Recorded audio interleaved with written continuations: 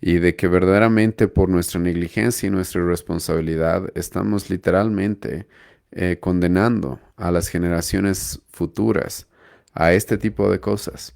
Más crímenes, más suicidios, más inmoralidad, más abusos, más, más maldad en este mundo. Eso es lo inevitable.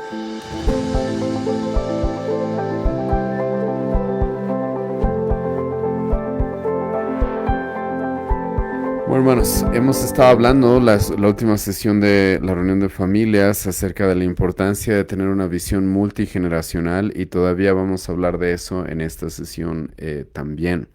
Hemos estado viendo lo importante que debe ser para nosotros como padres el estar involucrados en con quién nuestras hijas se van a casar. Hemos hablado de la importancia de nosotros como padres respecto a cómo nosotros debemos de manera intencional ponerle gran importancia a los hijos que estamos criando, que van a terminar siendo esposos, que van a terminar siendo padres.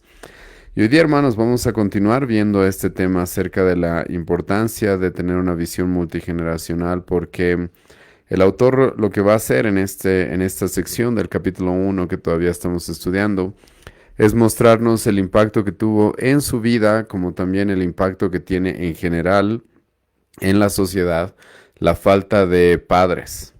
Y específicamente vamos a hablar de eso en esta sesión. La próxima sesión de familias vamos a hablar de el matrimonio y qué es lo que debemos creer sobre el matrimonio. Pero hoy día vamos a hablar, hermanos, de la importancia específicamente de los padres, ¿sí? No estoy utilizando la palabra padres para referirme a la mamá y al papá, sino específicamente a los papás. Pues la falta de un padre en el hogar o lamentablemente el que tengamos padres dentro de los hogares los cuales no cumplan los requisitos, los cuales no cumplan lo que Dios les manda cumplir como cabezas de hogar, tiene, hermanos, serias consecuencias. El autor nos presenta en esta sección parte de su relato, es su propio testimonio acerca de qué es lo que le tocó vivir a él. Y hermanos, sinceramente le tocó vivir algo que le toca vivir a muchas personas alrededor del mundo y lamentablemente esto se está dando más que todo en los países de primer mundo, ¿sí? Y siempre lo pongo entre comillas porque no entiendo cómo se le puede seguir llamando países de primer mundo a países que han caído en una decadencia moral de la forma en la que lo estamos viendo en nuestra época. Pero es conocido de que muchas familias en Estados Unidos, en Europa, muchos hijos crecen literalmente sin padres en el hogar o con padres abusivos o con padres violentos o con padres que más bien están en contra de lo que Dios quiere para la familia y para los hijos. Y esto tiene serias consecuencias y el autor nos presenta acá de que él sinceramente estaba acostumbrado a no tener un padre, pues eso es lo que le tocó vivir.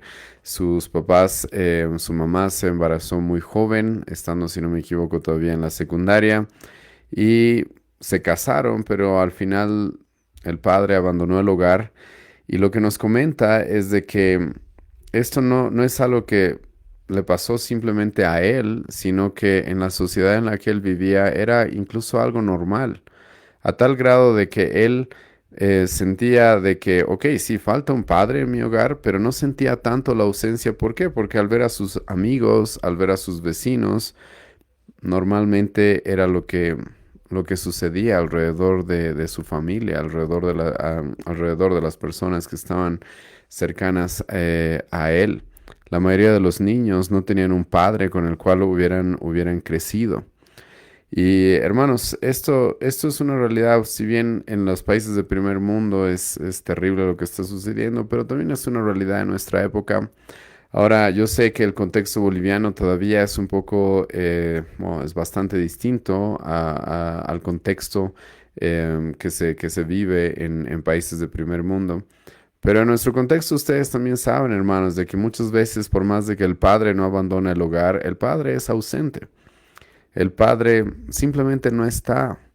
Está tan ocupado con su trabajo, con sus amigos, con sus hobbies, que muchas veces la esposa y los hijos sienten que el padre no está.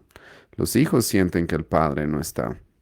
Y si bien no vemos la cantidad de familias abandonadas por el padre como se da en otros países, aunque también se da eso en nuestros países, pero la realidad es de que nosotros vivimos una sociedad la cual ha promovido el concepto de que tener un padre ausente es lo normal, ¿sí?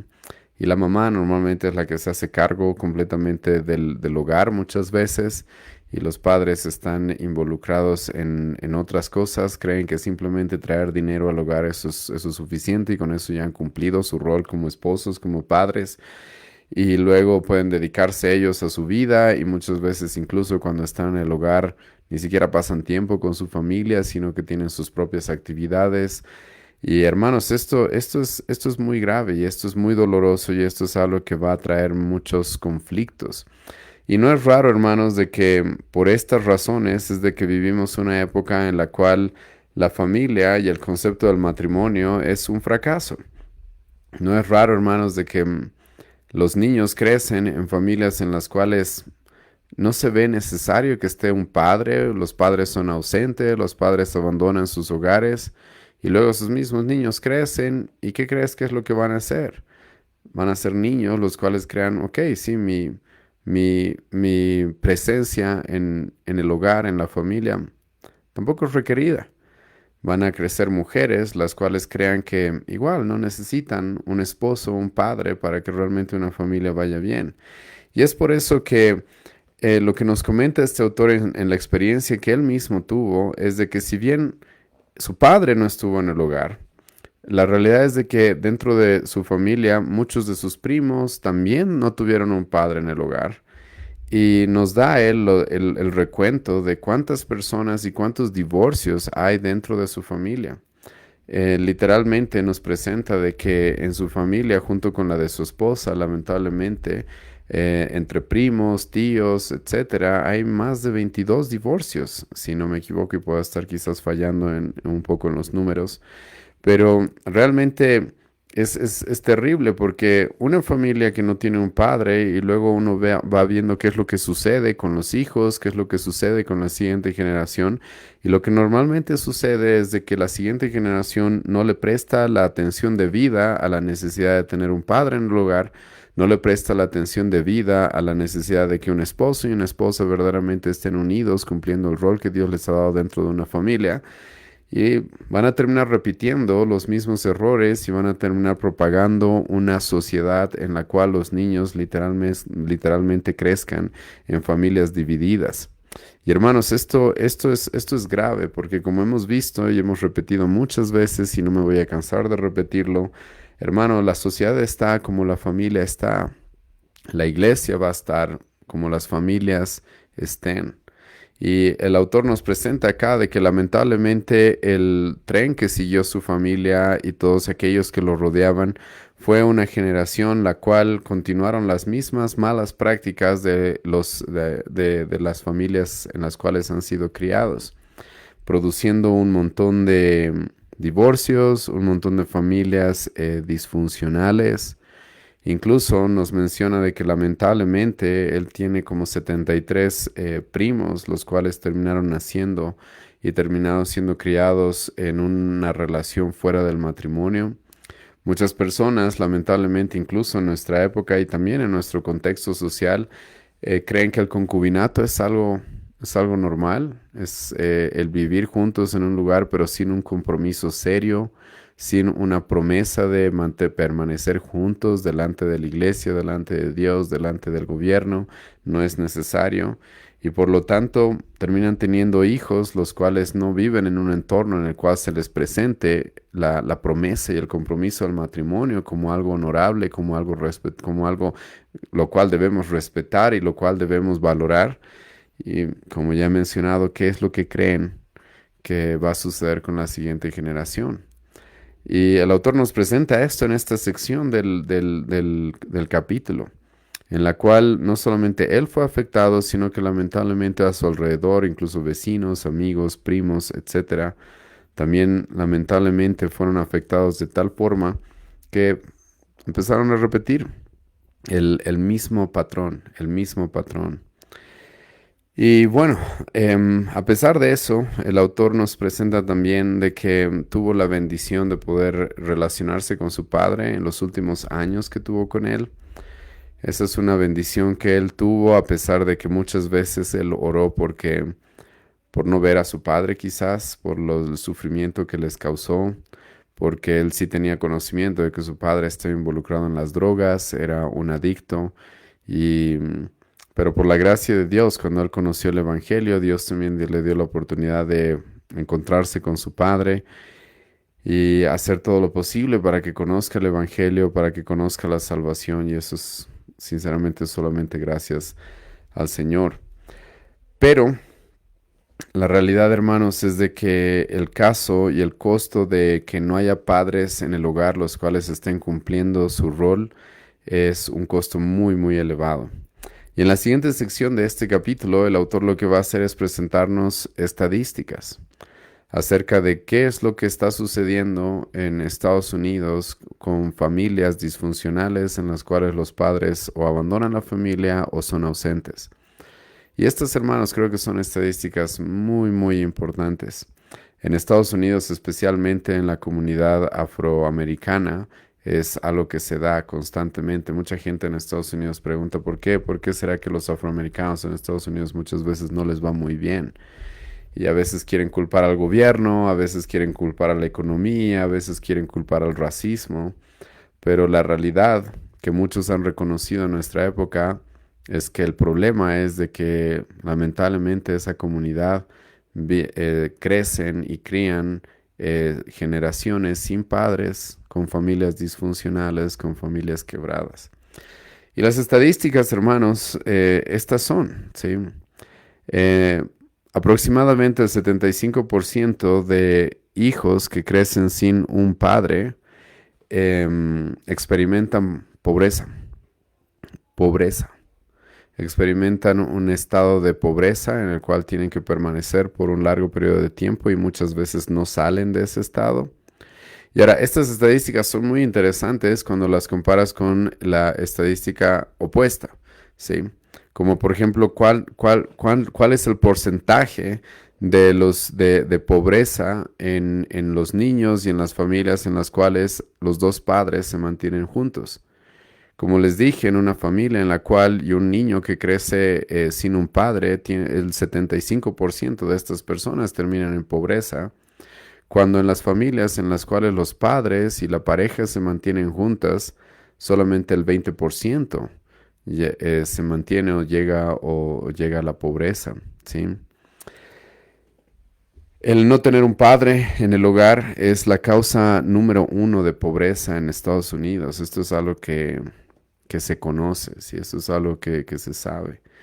Y creo que, hermanos, sinceramente, estos son números que debemos tomar muy en cuenta. ¿Por qué? Porque cuando vemos pobreza, muchas veces queremos culpar directamente al gobierno, queremos pedir que el gobierno nos dé bonos, nos dé dinero y que se haga cargo. Cuando, hermanos, muchas veces el problema es de que dentro de los hogares no han habido padres los cuales enseñen a la siguiente generación cómo deben trabajar. No han habido padres los cuales le muestren a la siguiente generación cómo un hombre debe trabajar y esforzarse por proveer para su familia.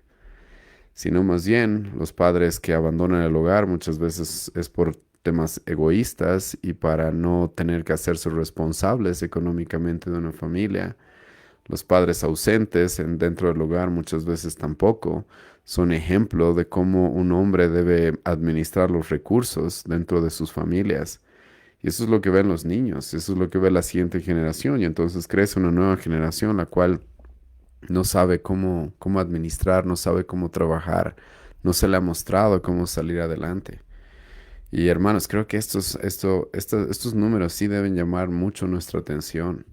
Porque como he mencionado, el tema de la pobreza, sinceramente creo que no se puede quitar del debate y de la discusión acerca de por qué vemos tanta pobreza, aunque la pobreza se ha disminuido mucho en los últimos años. Pero aún así, en los lugares en los que encontramos mucha pobreza, creo que no se puede quitar del debate, de la discusión, el tema de que quizás es causa de la falta de padres que no están cumpliendo su rol dentro de los hogares, ¿sí? Pero estas no son las únicas estadísticas, porque la pobreza, sinceramente, a veces podría ser lo menos grave respecto a las consecuencias de tener hogares en los cuales los padres no cumplen su rol. Pues las estadísticas también nos muestran de que los hijos que viven en hogares donde el padre es ausente, escucha esto, son más propensos a terminar siendo expulsados de la escuela, del colegio, no terminar el colegio. Son también más propensos de abandonar completamente la escuela, ¿sí? Son más propensos a desarrollar problemas emocionales, problemas de carácter. Son más propensos a cometer suicidio. Son más propensos a caer en abusos, a ser abusados por la negligencia de sus padres. Así también los varones, escuchen bien esto, los varones que han vivido en familias sin un padre son mucho más propensos a volverse violentos, a volverse criminales e incluso el autor nos presenta estos números de que los hombres que en este momento están en la cárcel, el 70% de los hombres que están en la cárcel son hombres que han vivido en familias sin un padre o con un padre ausente. Hermanos, esto no es coincidencia, ¿sí? El que las personas sean más propensas al suicidio, a la violencia, a los vicios, al crimen, no es coincidencia de que sean muchas de estas personas sean el resultado o la manifestación de familias en las cuales el padre no ha cumplido su rol, no ha cumplido su rol. Y estos hechos, estas pruebas, el autor nos las presenta como algo que debemos mirar con mucho detenimiento y debe hacernos notar cuán importante es criar hombres devotos a nuestro Señor, los cuales cambien esta forma en la cual nuestra sociedad lamentablemente está caminando, ¿sí? Hombres los cuales cambien la forma en la que se hacen las familias, en la que se forman las familias, en las que se edifican y se construyen familias. Y este tipo de estadísticas, hermanos, también deben hacernos responsables y deben abrir nuestros ojos a la necesidad que tenemos de que nuestras hijas encuentren buenos hombres y se casen con hombres que verdaderamente puedan cumplir el rol que Dios le ha dado a los varones. Y esto no va a pasar, hermanos, a menos de que entendamos el problema en el que estamos y de que verdaderamente por nuestra negligencia y nuestra irresponsabilidad estamos literalmente condenando a las generaciones futuras a este tipo de cosas.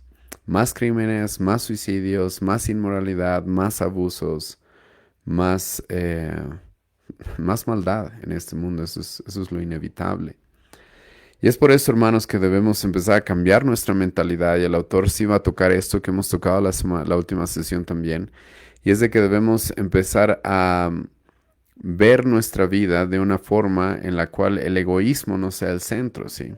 Porque muchas veces nosotros lo que hacemos es simplemente pensar en el aquí, en el ahora, en lo mío, en el presente, y no estamos tomando en cuenta de que realmente las decisiones que tomemos ahora, verdaderamente lo que hagamos nosotros ahora no nos va a afectar solamente a nosotros, sino que va a afectar a las siguientes generaciones también.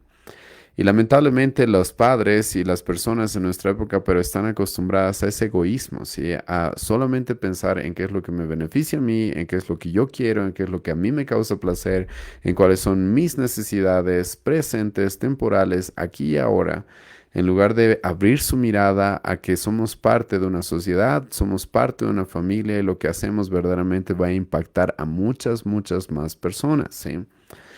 E incluso dentro del matrimonio, si bien el matrimonio no es sencillo, hermanos, el egoísmo es uno de los motivos por los cuales mucha gente termina divorciándose. Muchas veces, y el autor presenta esto, sí, de que la gente incluso utiliza a Dios para divorciarse, sí. ¿En qué sentido? En el sentido de que la gente dice, sabes, es que no soy feliz en este matrimonio y no creo que Dios quiera que yo viva infeliz. Entonces, debo divorciarme, ¿sí? ¿Por qué? Porque yo no creo que Dios quiera que yo no sea feliz, como si la felicidad fuera el objetivo principal de Dios. Te recuerdo que el objetivo principal de Dios no es nuestra felicidad, sino es su gloria. Entonces, vivimos en una época, hermano, en la que la gente vive lamentablemente tiene este carácter, esta actitud egoísta, en la cual creen que el fin último es de que nosotros seamos felices, pero realmente esto no es así. Cuando en realidad deberíamos estar pensando qué es lo mejor. No se trata de qué es lo que me hace feliz. Por lo que te hace feliz, lamentablemente muchos hombres terminan engañando a sus esposas, terminan destruyendo una familia, terminan destruyendo su reputación y el ejemplo que le van a dejar a la siguiente generación. Y todo con el eslogan de es que no soy feliz, ¿sí? Es que contigo no soy feliz. Hermanos, la próxima sesión vamos a ver el tema del matrimonio. Sabemos de que hay motivos por los cuales el divorcio es permitido de parte de Dios, pero hermano, el que no te sientas feliz, ese no es un motivo. El que el matrimonio sea difícil, ese no es un motivo, sino más bien debemos dejar de ser egoístas y empezar a pensar qué es lo que verdaderamente va a beneficiar a mis hijos, a la mujer a la cual Dios me ha dado como un regalo, y qué es lo que va a beneficiar a las siguientes generaciones. Y lamentablemente, si no cambiamos esa mentalidad egoísta, esa mentalidad egocentrista, las cosas no van a cambiar, hermano, sinceramente, ¿sí? ¿Por qué un padre abandona un hogar, hermano? ¿Sabes por qué? Porque no está pensando en sus hijos, porque no está pensando en su esposa, está pensando en sí mismo. ¿Por qué un padre es ausente en el hogar? Es porque no está pensando en su esposa, no está pensando en sus hijos, está pensando en sí mismo.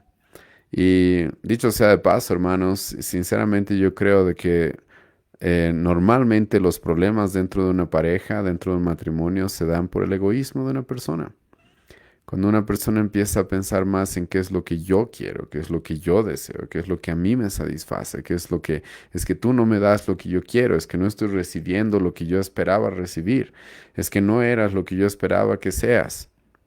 En lugar de cumplir lo que el apóstol Pablo nos dice, Filipenses capítulo 2, no mirando cada cual por lo suyo propio, sino por lo de los demás, no siguiendo el ejemplo de nuestro Señor Jesucristo, nos va hacia el apóstol Pablo, que no tomó en cuenta el ser igual a Dios, sino que estuvo dispuesto a hacerse esclavo para el bien de nosotros. Y hermanos, esto es lo que se necesita. Lo que se necesita son hombres, y eso ya me estoy adelantando un poco en este libro, pero lo que se necesita son hombres los cuales entiendan de que mi misión en este mundo no es satisfacerme a mí mismo, sino sacrificarme por los demás. Y es ahí donde voy a encontrar la verdadera satisfacción, porque voy a estar cumpliendo el propósito con el cual he sido creado. Mi propósito en este mundo no es satisfacerme a mí mismo, sino sacrificarme por el bienestar de los demás. Y hermano, yo te puedo asegurar, ahí es donde vas a encontrar la felicidad. Ahí es donde la felicidad va a llegar, no como una meta, sino como un fruto de una meta más grande. Porque la felicidad nunca debería ser la meta, la felicidad debería ser un fruto de una meta más grande que nosotros estamos siguiendo, que es sacrificarnos por otros, que es dar nuestra vida por otros, que es satisfacer y hacer lo que necesitemos por el bienestar de los demás. Pero no vas a tú encontrar la verdadera felicidad y la verdadera satisfacción a menos de que tengas una meta más grande que simplemente pensar en qué es lo que a ti te hace feliz. Y lamentablemente por hombres que no tienen esta mentalidad, y no solamente hombres, también mujeres, sí, se viven las estadísticas y las consecuencias que acabo de presentarles respecto a las generaciones que lamentablemente crecen sin un padre, que lamentablemente crecen sin una familia unida, ¿sí? Sin ver un padre y una madre unidos en el hogar criándolos. Ahora, em, hay algo que también el autor va a tocar acá, ¿sí? Y es al nosotros abrir nuestros ojos a la responsabilidad que tenemos con la siguiente generación, hermanos, los padres tenemos la responsabilidad de proteger a nuestras hijas y obviamente a nuestras esposas, pero estamos hablando de la siguiente generación, de proteger a nuestras hijas, ¿sí? De casarse e involucrarse con hombres que no cumplen el estándar bíblico de lo que es un hombre. Y hermanos, esta responsabilidad lamentablemente en nuestra sociedad se le ha intentado quitar a los padres. Y en muchos casos se ha logrado. Los padres creen que no tienen ninguna responsabilidad sobre las relaciones que tienen sus hijos. No tienen. Incluso hemos hablado de esto la semana pasada, lo voy a volver a repetir. Hay muchos padres que sus hijos están noviando y ni siquiera saben con quién. Y están esperando que, a ver, cuándo nos lo presentará o cuándo nos la presentará. Como si nosotros no tuviéramos que cumplir un rol sumamente importante en respecto a esto. Y Dios, como vamos a ver en un momento, hermanos, nos llama a que cumplamos un rol muy importante y de autoridad respecto a con quienes nuestras hijas se van a casar. Y debemos enseñarles incluso a nuestras hijas de que, escucha bien esto, ellas no tienen por qué conformarse con algo que vaya más abajo del estándar que Dios nos presenta acerca de un buen esposo. Esto es algo que vamos a tocar un poco más adelante, pero hermanos, esto es algo muy importante, ¿sí? Y es tan importante, pero que lamentablemente es tan ignorado al punto de que el autor también nos presenta en este capítulo, de que las mismas iglesias no están tomándose el tiempo y la responsabilidad de enseñar, instruir a las familias acerca de los diferentes roles que padres, madres, hijos, esposo, esposa tienen. Y muchos saben eso, ¿sí? Y en nuestra iglesia mucha gente a veces se ha sorprendido porque tenemos una reunión de familias constantemente, sí, desde hace años tenemos eso. Y esto es porque como iglesia hemos entendido de que la familia es algo muy, muy importante. Es algo que no podemos dejar como algo periférico. Sí, en nuestra iglesia tenemos cosas muy importantes como la predicación expositiva, como los sacramentos, como las reuniones que tenemos en las cuales se enseña la palabra de Dios. Pero hemos visto que la escritura también nos lleva a entender de que las familias tienen que ser instruidas de una manera especial. Y ahora yo creo que están siendo instruidas todos los domingos cuando escuchan la palabra de Dios, pero aparte de eso, vemos nosotros en la escritura la necesidad y cuán importante es para Dios, ¿sí? De que las familias sepan el rol que deben tener, el rol que deben cumplir dentro de la familia, como también dentro de la iglesia, como dentro de la sociedad. Y el autor pregunta acá y dice, ¿alguna vez tú has escuchado de una iglesia en la cual se discuta este tema de que los padres están siendo ausentes, en que los padres no están cumpliendo su responsabilidad de manera continua? Muchas veces no, hermanos, y no vas a encontrar muchas Biblias, lamentablemente, que tengan, que le den la importancia a la familia que la Biblia le da. Y eso es un error y eso es algo que también debemos empezar a cambiar. ¿Por qué? Porque si bien hemos visto los costos tan terribles que hay que pagar por familias disfuncionales en las cuales los padres no cumplen su rol, hermanos, la Biblia también y la historia nos presenta el otro lado. ¿Qué es lo que sucede? Escucha bien esto, cuando un padre cumple su rol. Y hemos leído el pasaje en Éxodo 20, la última sesión, en la cual Dios dice eso, ¿verdad? Si ustedes me abandonan, si ustedes no cumplen mis mandamientos, si ustedes hacen las cosas a su manera, Dios dice, ok, voy a venir 4 generaciones después y sus hijos van a seguir cometiendo sus pecados.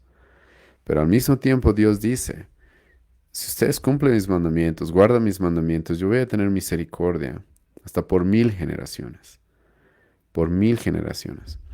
Y el autor, hermanos, aquí nos va a presentar la historia de uno de los teólogos más grandes que ha tenido la iglesia cristiana, que es la historia de Jonathan Edwards. Jonathan Edwards. Ahora, muchos de ellos lo conocen, mucha gente, perdón, lo conoce por una prédica muy conocida que él tiene, que obviamente no la tenemos grabada porque él es un pastor del 1700, pero la tenemos escrita, que se llama Pecadores en las manos de un Dios airado, que es una de sus prédicas más conocidas, ¿sí? Este autor tiene muchos libros, es reconocido como un filósofo, como un teólogo, y es uno de los hombres, de los teólogos más importantes que ha producido Estados Unidos. Y es uno de los que Dios ha utilizado para lo que se conoce como el primer gran avivamiento o el primer gran despertar en Estados Unidos, ¿sí? Pero lo que muchos no conocen, hermanos, es el impacto que este hombre tuvo, no solamente en la iglesia, no solamente en teología, con sus libros y en la sociedad, desde una perspectiva de teólogo, desde una posición de maestro, ¿sí? De pastor, sino muchos no conocen cuál fue, hermano, el impacto y la influencia que tuvo, escucha, por el hecho de haber sido un padre que se dedique a su familia. Y este Jonathan Edwards fue un hombre que es conocido porque fue devoto a su esposa que se llamaba Sara. Por 31 años él le fue devoto hasta que ella murió. Y él estaba comprometido, escucha con esto, guiar a su familia constantemente, diariamente en la adoración familiar, que hemos hablado muchas veces de eso en nuestras reuniones de familia, la necesidad que tenemos de adorar juntos como familia, leer la palabra de Dios, orar juntos, cantar, ¿sí? Y hermanos, su responsabilidad no era sencilla porque a diferencia de muchos de nosotros que tenemos uno, dos, tres, cuatro, algunos 6 hijos quizás, este hombre tenía 11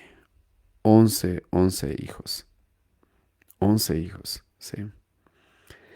Y ahora, ¿cuál habrá sido su legado, sí? ¿Cuál habrá sido el legado de un padre que verdaderamente se tomó en serio la responsabilidad que Dios le dio dentro del hogar? ¿Sí? Déjame darte algunos datos acerca del legado que dejó este hombre. En 1900, un autor estudió qué es lo que sucedió con 1400 de los descendientes de Jonathan Edwards y su esposa Sarah. Específicamente, se estudió a 1400, escucha, de los descendientes de esta pareja, de este matrimonio, ¿sí? Y qué es lo que sucedió con muchos de ellos hasta llegar a los años 1900 o el siglo XX como lo conocemos, ¿sí? Dentro de su descendencia se encontraron 13 presidentes de universidades. 13 presidentes de universidades en los Estados Unidos. 65 profesores de universidades. 100 abogados. 100 decanos de la carrera de leyes en los Estados Unidos. Dentro de su descendencia se encontraron 30 jueces, 66 médicos, 80 personas las cuales ocuparon cargos públicos. Entre ellos se encontraron 3 senadores de Estados Unidos.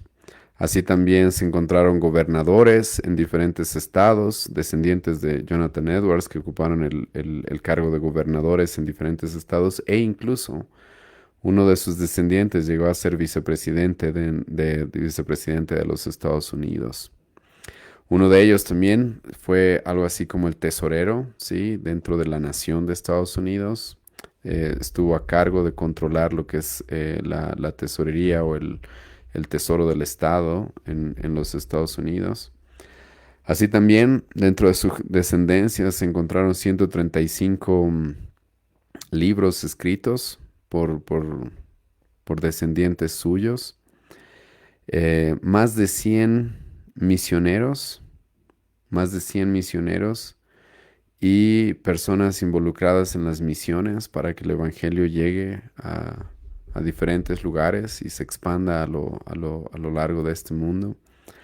Y hermanos, estos son unos cuantos números, porque como dije, esto es un estudio de 1400 descendientes dentro de la familia de Jonathan Edwards, del legado que él dejó.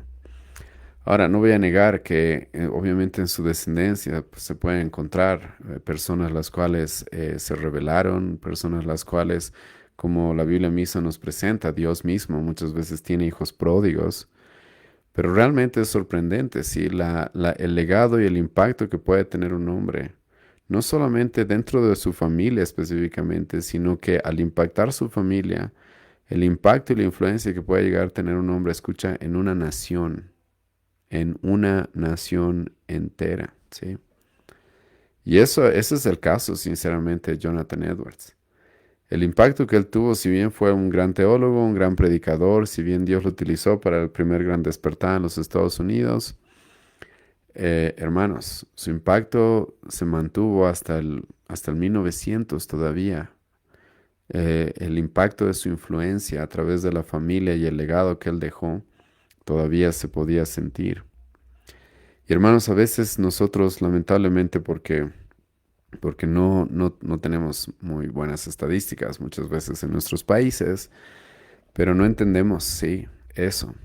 No entendemos y yo te puedo asegurar de que, como hemos visto estas dos posiciones, tanto la negativa como la positiva, tú puedes encontrar un padre que hace mal las cosas y cómo se empieza a ver cómo se empieza empiezan a crecer, ¿sí?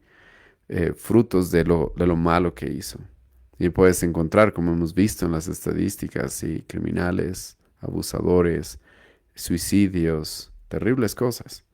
Y muchas veces en nuestras familias sabemos eso. En mi familia yo he conocido eso, ¿sí? De que mi abuelo era alcohólico, mi padre era alcohólico. Probablemente, si me pongo a retroceder un poco más, quizás mi bisabuelo también era alcohólico. Mi abuelo no cumplió su rol como padre. Adivina qué es lo que hizo mi padre. Hizo lo mismo. Yo estaba en el mismo camino, de seguir los mismos pasos que mi padre. Pero en oposición, como he mencionado, a veces no entendemos eso, de que la influencia de un hombre de manera positiva puede ser muy grande. Y eso es algo que ni siquiera lo vas a poder ver porque ya vas a ver muerto.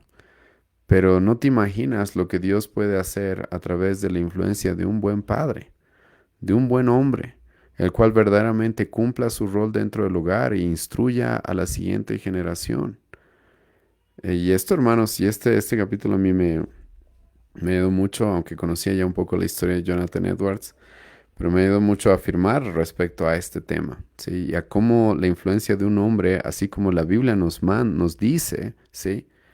Dios, por un hombre que ve que sea fiel a su palabra y que cumpla su rol dentro del hogar, Dios va a tener misericordia por 1000 generaciones, ¿sí? Dios va a tener misericordia. Dios va a mostrar su gracia. Pero al mismo tiempo, como he mencionado, la escritura nos presenta lamentablemente el impacto negativo que tienen hombres que no se toman la responsabilidad que Dios les demanda que tomen dentro de sus hogares. Entonces, hermanos, debemos tomar muy bien, muy en cuenta esto, ¿sí? Porque lo que hagamos con nuestros hijos, lo que nuestros hijos hagan, con quienes ellos se casen, hermanos, esto es algo que va a impactar, no sabes a cuántas personas. Va a impactar a nuestras sociedades, va a impactar a nuestra nación, el camino que siga nuestra nación. Y el matrimonio importa, hermanos. Si realmente estamos teniendo una visión multigeneracional, eso significa que lo que vamos a intentar es dejar un legado a las siguientes generaciones. Y hermanos, para dejar un legado a las siguientes generaciones, más vale que nos tomemos muy en serio con quiénes se van a casar nuestros hijos y qué clase de hijos vamos a dejar para que formen familias en las siguientes generaciones. Y hermanos, el autor aquí, si bien nos ha mostrado ejemplos anecdóticos como lo de Jonathan Edwards, como lo de su familia, nos ha mostrado ejemplos estadísticos. Ahora el autor va a hacer algo que es muy importante y es mostrarnos que Dios mismo le manda a su pueblo que tenga una visión multigeneracional. Y esto está basado en Jeremías 29. Los que quieran y tengan sus Biblias cerca, quizás puedan ir conmigo a Jeremías 29. Jeremías 29, hermanos, es un pasaje muy importante, sí, pero es un pasaje muy especial porque está el profeta Jeremías lidiando con un problema y una situación especial dentro del pueblo de Israel. El pueblo de Israel va a ser, todavía no había llegado el tiempo, pero iba a ser castigado por Dios, juzgado por Dios, pues se habían apartado de su ley, se habían apartado de sus mandamientos, y entonces Dios iba a enviar a los asirios, después a los babilonios, para que los pongan en cautiverio. Y Dios les adelanta eso y les dice: ustedes van a, van a irse a una nación pagana, a una nación extranjera, y van a estar subyugados por ese tipo de naciones. Pero hermanos, Dios también les promete de que los va a volver a traer a su tierra. Dios también les promete que las cosas van a cambiar. Y escucha lo que dice Jeremías 29, versículo 11. Porque yo sé los pensamientos que tengo acerca de vosotros, dice Jehová, pensamientos de paz y no de mal, para daros el fin que esperáis. Entonces Dios, hermanos, en medio sí, el juicio y el castigo que ellos iban a tener que sufrir, al mismo tiempo Dios les dice, pero yo tengo planes para ustedes y tengo buenos planes para ustedes. Y Dios le dice esto al pueblo y son palabras que deberían haber traído aliento a este pueblo. Pero ahora escucha, hermano, ¿qué es lo que le dice Dios a este pueblo? Al cual Dios le dice, sabes, en el futuro tengo buenos planes para ustedes. Tengo pensamientos de paz. Les voy a mostrar mi gracia, les voy a mostrar mi misericordia. Pero escucha lo que Dios le dice a este pueblo, que hasta que lleguen esos planes, hasta que lleguen esos días buenos, ¿qué es lo que este pueblo tiene que estar haciendo? En medio de la tribulación, en medio de que están en cautiverio, en medio de que los babilonios los han esclavizado en cierta manera, han destruido su nación. Escucha lo que Dios les va a decir. Dice Jeremías 29, versículo 6. Desde el versículo 5 voy a leer, ¿sí? O desde el versículo 4 mejor. Así ha dicho Jehová de los ejércitos, Dios de Israel, a todos los de la cautividad que hice transportar de Jerusalén a Babilonia. Ahí está lo que les acabo de mencionar, el castigo, el juicio de Dios contra este pueblo, el cual Dios mismo utilizó a los babilonios para que sean deportados, ¿sí? de su nación y sean llevados a una nación pagana. Y escucha lo que Dios le dice pero a este pueblo. Edificad casas y habitadlas, y plantar huertos y comed del fruto de ellas. Hermano, estas son expresiones que si tú recuerdas lo que dice Génesis capítulo 1, capítulo 2, son expresiones muy parecidas. Cuando Dios a Adán y a Eva los crea y les dice que fructifiquen, trabajen por su familia para generar recursos, tengan hijos. Eso es muy parecido, ¿sí? Y recuerda esto, Dios le está diciendo a este pueblo, yo tengo buenos planes para ti en el futuro. Ok, entonces yo tengo buenos planes, dice Dios, para el futuro, pero tengo cosas que quiero que ustedes estén haciendo aquí ahora. ¿Qué es lo que tienen que estar haciendo? Edifiquen casas, edifiquen hogares, edifiquen familias, habitadlas, plantad huertos, comed del fruto de ellos, trabajen, esfuércense. Y ahora escucha el versículo 6. Casaos, engendrad hijos e hijas. Dad mujeres a vuestros hijos y dad maridos a vuestras hijas, para que tengan hijos e hijas, y multiplicaos y no os disminuyáis.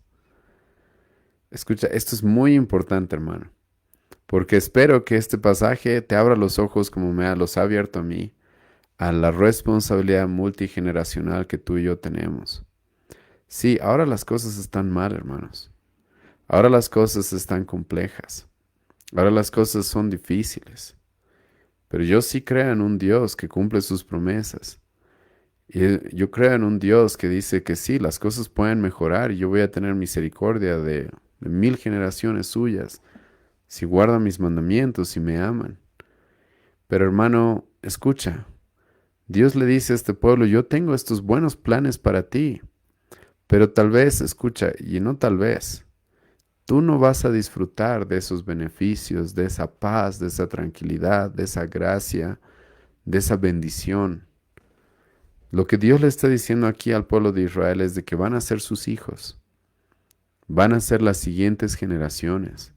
Sí, Dios va a cumplir sus propósitos de que las cosas mejoren. Sí, Dios va a cumplir sus propósitos de que la nación viva en paz, de que las cosas vayan mejor.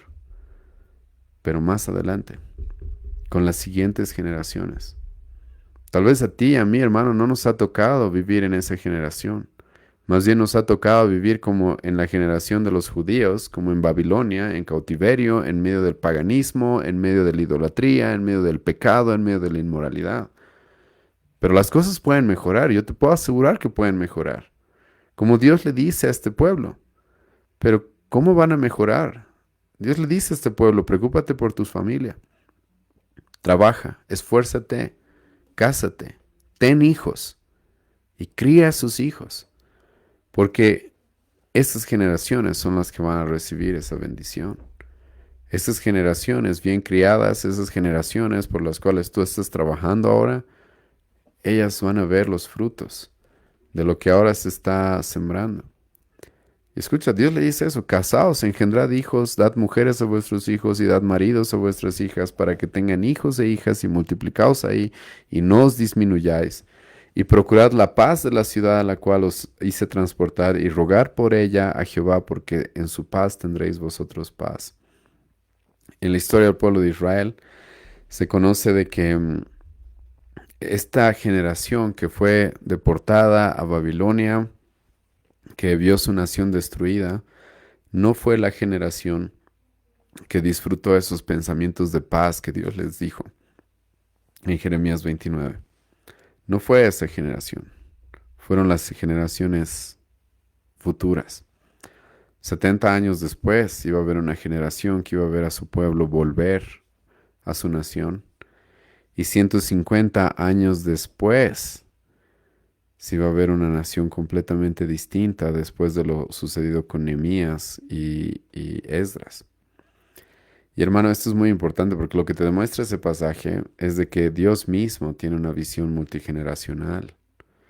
Dios mismo tiene una visión para el futuro. Y hermanos, esto, la verdad creo que mucha gente que no tiene una buena percepción de la segunda venida de Cristo comete graves errores. Porque algunos dicen, es que Cristo ya va a venir, entonces ¿para qué preocuparnos? ¿Sí? Porque creen que Cristo ya va a venir. Sí, Cristo, escucha, podría venir hoy día mismo, si Él quisiera, ¿sí? Y la verdad, qué pena y qué vergüenza que encuentre a la iglesia como está y a las familias como están. La verdad sería una pena y una vergüenza, sinceramente. Si bien es una alegría que regrese, pero en el estado en el que las cosas están, realmente es una pena. Pero mucha gente dice, Cristo ya va a volver, sí, por eso se vuelven negligentes con el aquí y el ahora. Negligentes con el qué va a pasar más adelante. Porque Cristo ya va a volver, sí. Y esto, hermanos, sabemos que en el Nuevo Testamento hubieron personas que cometieron ese error. Pablo le va a tener que escribir a esas personas, 2 Tesalonicenses, 1 Tesalonicenses. Pedro le va a tener que escribir a esas personas, su segunda epístola. Porque hay personas que creen que ya iba a venir, ¿sí? Pero hermano, sí, Cristo dijo que iba a venir y ya han pasado 2000 años. Y podría venir hoy día, esa es la verdad. Como también, hermano, podría venir de aquí a 1000 años, a 500 años, a 2000 años, a 5000 años. Y hermano, esto es bien importante, sí, porque por algún motivo Cristo nos dijo, nadie sabe el momento de mi venida. Porque lo que la Biblia nos manda es que nos preocupemos. ¿Qué es lo que va a pasar con mis hijos, con mis nietos? ¿Qué va a pasar con las siguientes generaciones? Y yo ahora debo edificar casas, yo ahora debo esforzarme, yo ahora debo casarme, tener hijos, preocuparme por quién mis hijos se casan. ¿Para qué? Para que ellos en las siguientes generaciones disfruten bendiciones, la misericordia de Dios, la gracia de Dios. Como hemos visto en este mismo capítulo, nosotros tenemos la responsabilidad de plantar árboles que quizás ahora no los vamos a disfrutar, pero más adelante ellos sí los van a disfrutar. Y es eso lo que Dios le dice al pueblo de Israel ahí. Le dice, yo tengo buenos pensamientos para ustedes, sí, pero ustedes tal vez no van a disfrutar eso. Van a ser sus hijos. Van a ser el legado que ustedes dejen para más adelante. Y hermano, esto es muy importante, ¿sí? Y Dios en ese pasaje, por si acaso, le da la responsabilidad a los padres de que sean ellos los que les den esposos a sus hijas, esposas a sus hijos. El versículo 6 Jeremías 29 no podría ser más claro cuando Dios le da esta responsabilidad a los padres. Ustedes, dice, encuentran esposos para sus hijas y para sus hijos esposas. Y hermanos, como he mencionado, el autor también lo dice acá, nosotros quizás nos ha tocado vivir lo que los judíos estaban viviendo en Babilonia, un lugar pagano lleno de ídolos. Los judíos han tenido que vivir en un momento en el cual se sacrificaban a los niños, ¿sí? Pero Dios les dice, hay esperanza para las siguientes generaciones. Hagan lo correcto, tengan hijos, encárguense de edificar casas, hogares, cásense. Y hay esperanza para las siguientes generaciones. Y nosotros, hermanos, vivimos una época así, en la cual se sacrifican niños, estamos rodeados de idolatría y todo eso. Y la pregunta es, ¿qué estamos haciendo para que las cosas cambien? Tal vez no vamos a lograr, tú y yo, que las cosas cambien radicalmente en nuestra generación. Pero hermano, eso no significa que no podamos trabajar para que en las siguientes generaciones ellos puedan provocar un cambio mucho más profundo que claramente nuestra sociedad necesita. Y los padres, hermanos, tienen que tomarse la responsabilidad de velar porque las siguientes generaciones estén bien. Como ya hemos repetido varias veces, pero una vez más lo voy a hacer. Es más, les voy a citar lo que el autor dice acá, ¿sí? El autor dice, yo creo que los padres tienen la responsabilidad dada por Dios de mirar con quién sus hijas se van a casar y de criar hijos que sean dignos esposos cuando les llegue el momento. Y hermanos, los padres y la iglesia también, y es lo que vamos a ver en este libro, es de que debemos buscar criar hombres. Primero esto, ser los hombres según el estándar que Dios quiere que seamos. Criar hombres que cumplan el estándar que Dios tiene para un hombre devoto y velar porque nuestras hijas se casen con hombres que cumplan ese estándar. Y hermanos, el autor dice aquí algo que me parece muy importante y que lo voy a repetir una vez más, ¿sí? No tenemos por qué conformarnos con algo más bajo que el estándar que Dios nos ha dado. En la sesión pasada hemos visto qué es lo que Dios requiere. Vamos a ver eso mucho más profundo en los siguientes capítulos. Pero hermanos, ¿por qué nos tendríamos que conformar con un estándar más bajo? Eso sería más bien volver a repetir los errores de las generaciones pasadas, que lamentablemente los padres han dejado que sus hijas se casen con quien quieran y que sus hijos no sean instruidos de tal forma que puedan cumplir el rol de padres y de esposos como Dios lo demanda. Y ahora, hermanos, si vamos a cambiar las cosas, sinceramente, debemos buscar, y eso es lo que vamos a hacer en todo este libro y en todo este estudio, buscar cuál es el estándar, qué es lo que Dios requiere y exigir que se cumpla eso. Exigir que si un hombre se quiere casar con mi hija, tiene que cumplir ese estándar. Yo, como esposo, debería estar ejemplificando, debería estar mostrando a la siguiente generación ese estándar que Dios tiene para mí. No perfecto, nadie va a ser perfecto, pero se puede ver claramente cuando un hombre está siendo devoto y está buscando cumplir lo que Dios le manda. Entonces, hermanos, nosotros tenemos un lugar que cumplir acá como padres. Y ahora a las hijas, por si acaso, tampoco estamos aquí alegando de que ahora los padres van a hacer matrimonios arreglados o algún tipo de, alguna cosa de ese tipo, sí, para nada. Pero las hermanas junto con sus padres, las hijas junto con sus padres deben buscar que tener una pareja y entrar en una relación de matrimonio que, según los estándares que Dios ha puesto.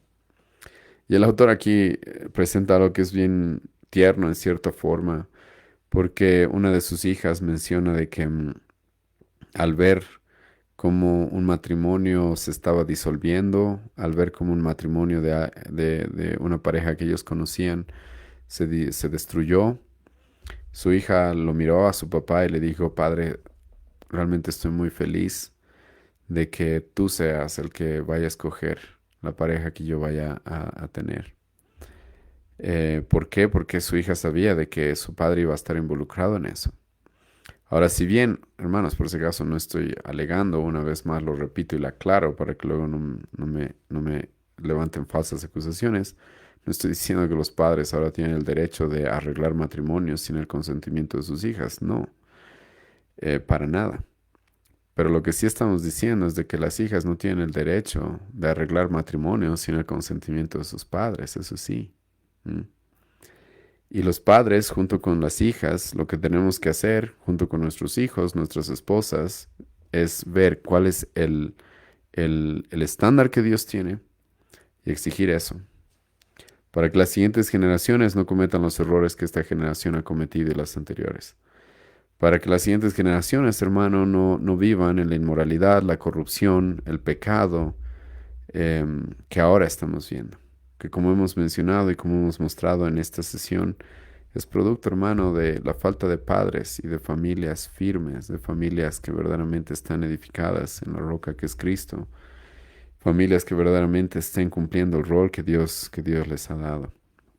Y hermanos, sinceramente este primer capítulo ha sido más o menos como una introducción y espero que, hermanos, les ayude a entender la importancia que la familia tiene y la importancia de ampliar nuestra mirada a qué es lo que vamos a dejar en este mundo, qué es lo que va a pasar con las siguientes generaciones y cómo debemos tomar cartas en el asunto, ¿sí?